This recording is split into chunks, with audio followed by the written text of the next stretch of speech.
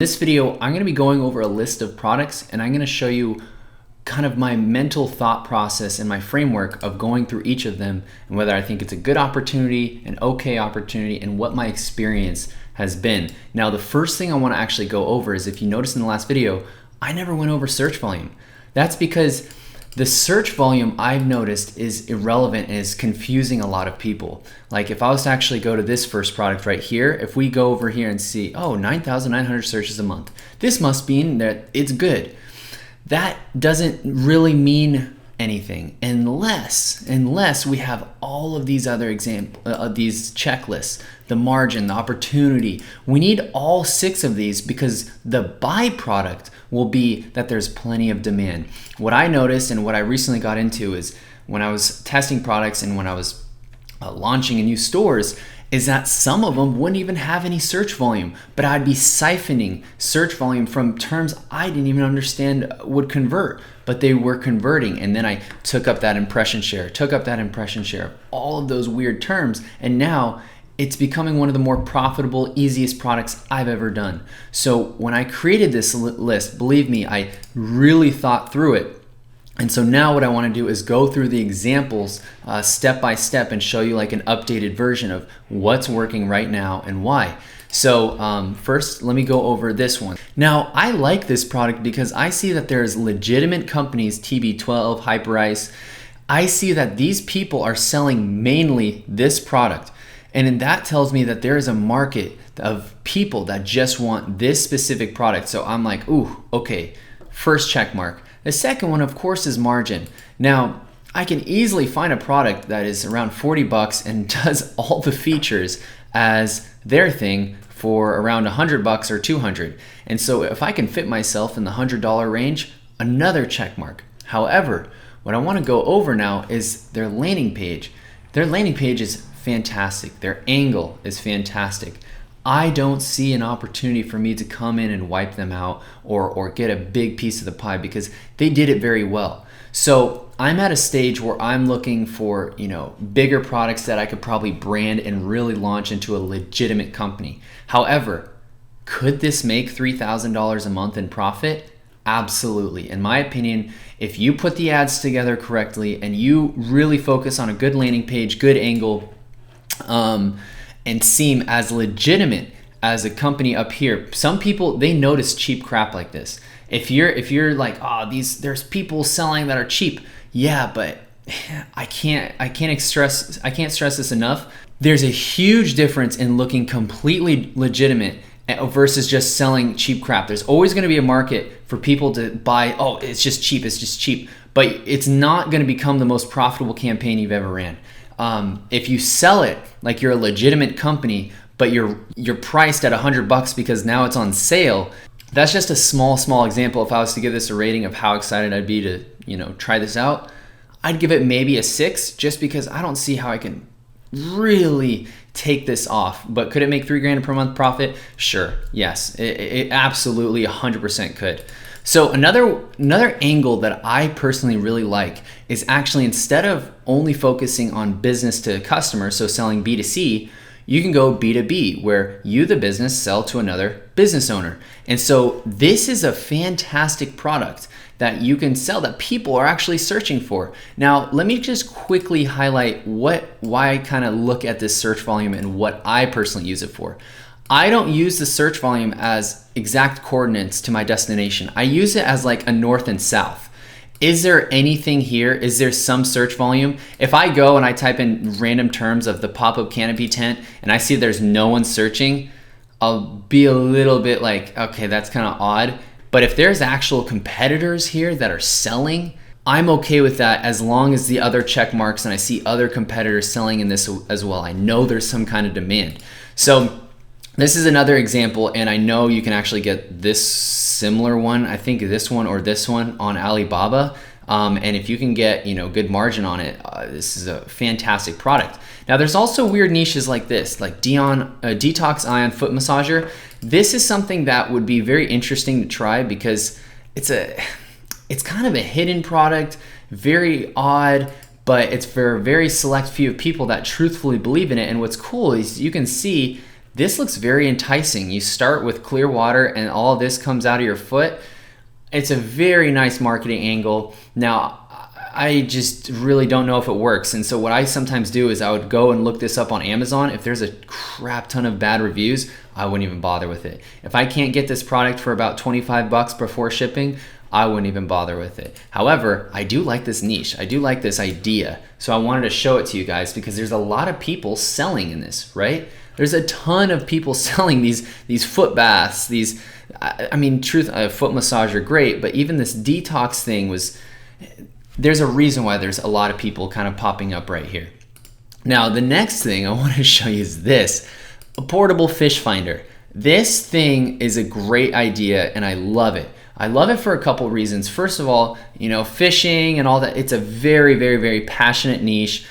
People with a lot of disposable income. Now, if I was to actually go into a little bit deeper, another reason why I like it is because there is a little bit of seasonality. So I like how it goes. It's either up or it's down. There's no other like little trickeries here. It's either up or it's down. So you know when your high season is and you know where your low season is. So it looks pretty good, and especially if you can catch the wave right around March and April, ooh man, it's just I think it's a great idea. So this in general I really like, especially, now let me just highlight something. If I see Walmart, Amazon, Best Buy, I don't care. I do not care if I see all these people, but if I see them and their margins is thin, then it's like, I don't know how I feel about that. However, if I see there's a person that's just selling one product and it really seems like a one product store, they've really hyped in on this portable fish finder, then I know that there is demand for it.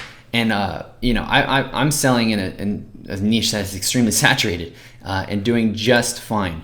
So just kind of keep, like I said before, keep that checklist in mind, and don't be kind of deterred by a couple like, oh, I see Amazon right here, no one would choose me. I thought the same thing, but my opinion quickly changed like a year and a half ago. So also, if I was to go to this 3D laser engravings, I wanted to just show you this because this was something I was thinking to get into. I really liked this niche. I saw that there was actually a lot of opportunity. I would make sure that you kind of double check and make sure your margins are there. But this is definitely, like, people are fanatic about this. This is, something that you can either target towards animal lovers, towards obviously just general family photos. But this is, to me, it's pretty evergreen. If your margin is there, where it's a 50% margin at least, I can tell you firsthand that I'm selling, like in the case study store that I'm showing you guys, I'm selling in this giftable niche, and I got pushed way in the back because of the issues that I'll talk to you about in the other videos, and I'm still getting sales. So if you can rank somewhere around here, I can't imagine this being a bad idea as long as it meets all the other criterias. Now, the kind of next one I wanted to show you is a different angle, and something I tried not too recently, but about 7 months ago, and it's killing it. It's crushing it, and I'm so happy I tried this new angle. And what it is by tying in a ton of emotion, not just emotion as in buy now, you're overweight, you need to do this for your family. It's not like that. It's more of like, you're gonna buy this and we're gonna donate.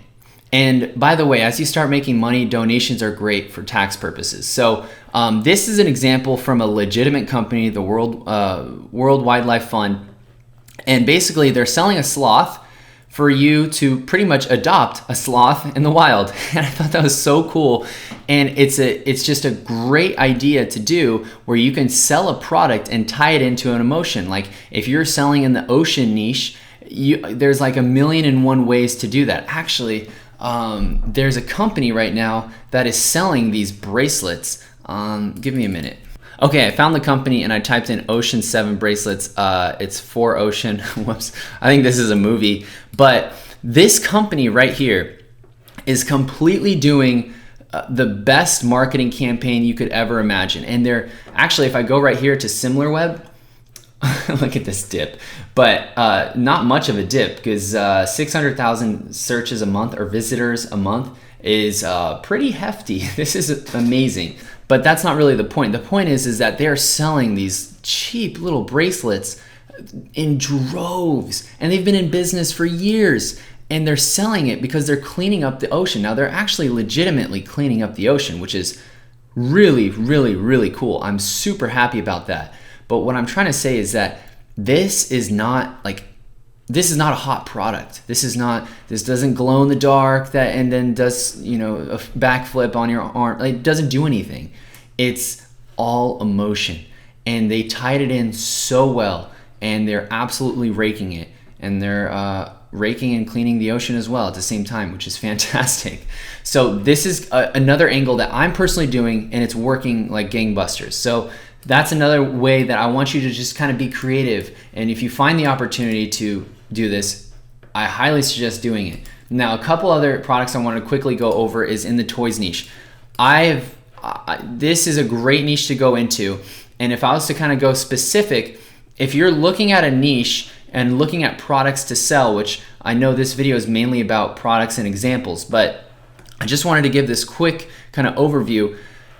I like this niche, and I like kind of trying to find a product in this niche. But if you find yourself in the same situation where you're like, oh, well, what product should I choose? Products that are more up in the front have higher click-through rate and is pretty much ranked higher because of either domain authority, because, oh, it's Nordstrom, or because it has a high click-through rate, low bounce rate, high relevancy. And what that means is a lot of people like this specific product, or at least the look of it. So this would actually lead me towards looking at like a firefighting kind of toy set. I see another firefighting kind of toy set. This probably would do super, super well in Christmas, and it's something I personally would look more into if I had more time. So I just wanted to quickly show you that. And then the last one is magnetic eyelashes. I mainly wanted to pull this up because I just wanted to kind of encourage you guys. There are going to be niches that seem just super, super saturated. I don't always recommend, of course, like what I mentioned in my video, don't just go into a saturated niche. But at the same time, if you find a product that has good margin and you find one that has an exuberant amount of demand, like 74,000 searches a month, insane, I wouldn't totally dismiss it. I would give it a go.